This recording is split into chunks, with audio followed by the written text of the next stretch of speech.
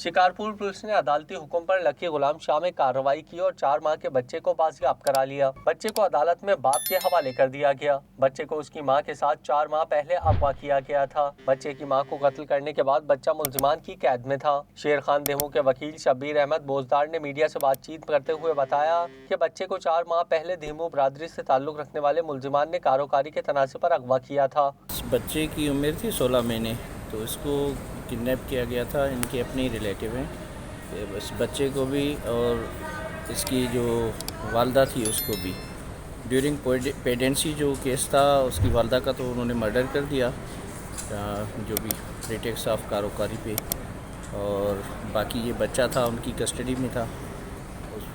आज एसएसपी शिकारपुर की तरफ से डीएसपी लकी गुलाम शाह वो अपीयर हुए हैं और बच्चे को प्रोड्यूस किया है। तकरीबन ये 3.5-4 महीने से बच्चा जो था वो रिकवर नहीं हो रहा था, तो आज वो पुलिस ने रिकवर करके वालिद के हवाले कर दिया कोर्ट।